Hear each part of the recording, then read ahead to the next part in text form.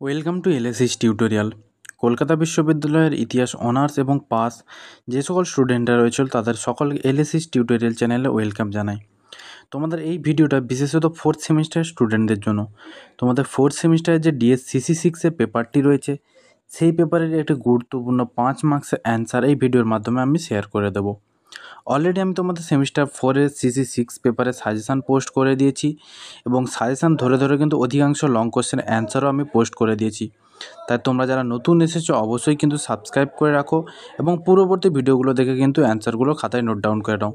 এছাড়া তোমাদের যে CC5-এর পেপারটি রয়েছে সেই পেপারেরও অধিকাংশ লং কোশ্চেন অ্যান্সার আমার পোস্ট করা হয়ে গেছে। তোমরা কিন্তু পূর্ববর্তী ভিডিওগুলো দেখে একবার নোট ডাউন করে নেবে, ঠিক আছে?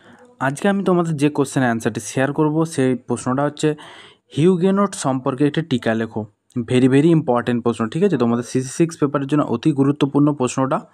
তাহলে আর বেশি দেরি করছি না, আমি সরাসরি মূল ভিডিওতে। ষোড়শ শতকের শেষ ভাগে ইউরোপের ধর্মীয় পরিবেশ ছিল চরম অস্থির। প্রোটেস্ট্যান্ট ধর্ম সংস্কারের সূচনা করে লুথার ও কেলভিন যেসব পরিবর্তনের দাবি তুলেছিলেন তা তখন ঐক্যবদ্ধ ছিল না। প্রোটেস্ট্যান্টরা নানা উপদলে ভাগ হয়ে পড়েছিল। তখন নতুন কোনো বড় ধর্মীয় নেতাও দৃশ্যপটে আসেননি। এই অবস্থায় ক্যাথলিক চার্চ আত্মসমীক্ষার মাধ্যমে নিজেদের শক্তি বাড়াতে শুরু করে। তারা প্রোটেস্ট্যান্টদের প্রতি বিরূপ মনোভাব গ্রহণ করে। ফ্রান্সে ঠিক এই সময়ই হিউগেনটদের মতো কেলভিনপন্থী প্রোটেস্ট্যান্টদের উত্থান ঘটে। এই ছিল তোমাদের প্রথম প্যারা। এবার দেখো দ্বিতীয় প্যারাটি কী রয়েছে। হিউগেনট শব্দটি মূলত ফ্রান্সে কেলভিনের অনুগামী প্রোটেস্ট্যান্টদের বোঝানো হতো। তারা জন কেলভিনের ধর্মতত্ত্ব ও ব্যাখ্যাকে গ্রহণ করে নিজেদের মতাদর্শ গড়ে তোলে।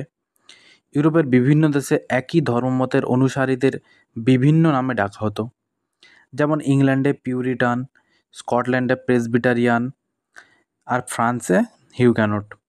এরা সকলেই বিশ্বাস করত যে ঈশ্বর মানুষকে আগে থেকেই নির্ধারিত ভাগ্যে বেঁধে রেখেছেন।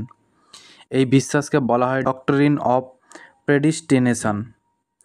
কেলভিনের আরেকটি গুরুত্বপূর্ণ ভাবনা ছিল লাইফ অ্যাজ রিলিজিয়ান, অর্থাৎ জীবনের প্রতিটি কর্ম, প্রতিটি প্রায়শই ধর্মীয় কর্মকাণ্ডের অংশ। হিউগেনটদের এই চিন্তাধারায় ধর্মীয় অনুশাসনের সঙ্গে মানবিক পরিশ্রম ও নৈতিক জীবনের মিলন বার্তা প্রতিফলিত হয়েছিল। দুটি প্যারা বলে দিলাম। পরবর্তী প্যারায় যাওয়ার আগে বলে রাখি, তোমাদের কিন্তু 5 মার্কসের অ্যান্সার মোটামুটি 250 শব্দের মধ্যে লিখতে হয়। আমি কিন্তু তোমাদের যথার্থ শব্দের মধ্যেই অ্যান্সারটি তোমাদের মধ্যে শেয়ার করি। তাই তোমাদের যদি অ্যান্সারটি একটু বড় মনে হয় তোমরা কিন্তু খাতায় নোট ডাউন করে নিজেদের মধ্যে একটু সাজিয়ে নিতে পারো। এছাড়াও যদি তোমাদের পড়তে অসুবিধা হয়, অর্থাৎ অ্যান্সারটি একটু বড় মনে হয়, তাহলে কিন্তু তোমরা 4টি প্যারা কিংবা 5টি প্যারাও লিখতে পারো, ঠিক আছে? তোমরা যাতে এক্সামের খাতায় পরিপূর্ণ অ্যান্সারটি লিখে আসতে পারো সেই দিকে দৃষ্টি রেখেই আমি কিন্তু অ্যান্সারটি তোমাদের মধ্যে শেয়ার করি। এছাড়া তোমরা যদি কেউ নোটস পারচেস করতে চাও তাহলেও সরাসরি আমার সাথে যোগাযোগ করতে পারো। স্ক্রিনে যে আমি নাম্বারটি দিয়ে রেখেছি, আমার সাথে সরাসরি যোগাযোগ করলে কেউ PDF আকারে নোটস চাইলে আমি তাদেরকে প্রোভাইড করে দেবো। তাই যারা নোটস পারচেস করতে ইচ্ছুক আমার সাথে সরাসরি যোগাযোগ করতে পারো। তারপর দেখো কী রয়েছে। হিউগেনটদের প্রধান বৈশিষ্ট্য ছিল তাদের তীব্র ক্যাথলিক বিরোধিতা। ফ্রান্সে তখন ক্যাথলিক চার্চ ছিল অত্যন্ত প্রভাবশালী ও শক্তিশালী। সেই পরিবেশে কেলভিনবাদী মতবাদ প্রচার ও সংগঠন করা অত্যন্ত কঠিন ছিল। তবুও হিউগেনটরা ক্যাথলিকদের বিরুদ্ধে সোচ্চার হন। তারা কঠোরভাবে চার্চের আচার অনুষ্ঠান, মূর্তি পূজা, সন্ন্যাস জীবন, সন্ত পূজা, তীর্থযাত্রা আক্রমণ করে। তারা বিশ্বাস করতে এসব কিছু বাইবেলের প্রকৃত শিক্ষার সঙ্গে সামঞ্জস্যপূর্ণ নয় এবং এগুলো পাপ থেকে মুক্তি দিতে সম্পূর্ণ ব্যর্থ। হিউগেনটরা চাইতো চার্চকে সম্পূর্ণরূপে শুদ্ধ করতে। হিউগেনটদের শক্তির একটি গুরুত্বপূর্ণ দিক ছিল তাদের ডক্টরিন অফ রেসিস্টেন্স, অর্থাৎ রাষ্ট্রীয় বা ধর্মীয় অন্যায়ের বিরুদ্ধে সক্রিয় প্রতিরোধ গড়ে তোলার নৈতিক অনুমোদন। এই তত্ত্ব অনুসরণ করে তারা শুধু মত প্রকাশেই সীমাবদ্ধ থাকেননি, বরং কার্যত হিংসাশ্রয়ী পথে হাঁটতে শুরু করে। অনেক জায়গায় হিউগেনটদের দ্বারা ক্যাথলিক চার্চের মূর্তি, গির্জা, মঠ ও সম্পত্তি ধ্বংস হয়ে যায়।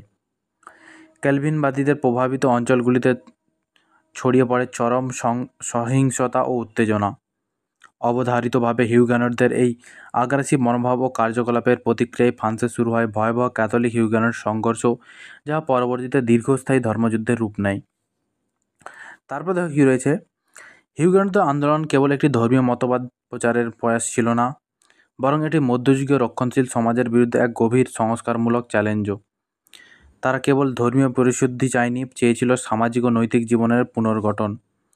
তাদের আন্দোলনের মাধ্যমে ফ্রান্সের ধর্মীয় স্বাধীনতা ও ব্যক্তিগত ধর্মচর্চার অধিকারের প্রশ্নটি প্রথমবারের মতো জোরালোভাবে উঠে আসে, যদিও পরবর্তীতে হিউগেনটদের বিরুদ্ধে দমনপীড়ন শুরু হয় এবং অনেককেই দেশত্যাগে বাধ্য হন।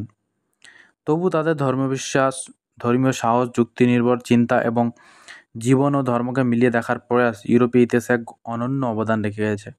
তাহলে আমি তোমাদের সম্পূর্ণ অ্যান্সারটি শেয়ার করে দিলাম। তোমরা অবশ্যই খাতায় দেখে নোট ডাউন করে নাও এবং আগে ভাগে নিজেদেরকে এক্সামের জন্য প্রিপেয়ার করে নাও। তোমরা পরবর্তী কোন ভিডিও চাও বেশি বেশি কমেন্টস করে জানাও। আমি তোমাদের কমেন্টের রেসপন্সের ভিত্তিতেই কিন্তু অ্যান্সারগুলি তোমাদের মধ্যে শেয়ার করে থাকি। তাই তোমরা বেশি বেশি কমেন্টস করে থাকো। দেখা হচ্ছে তোমাদের সাথে পরবর্তী কোনো ভিডিওতে।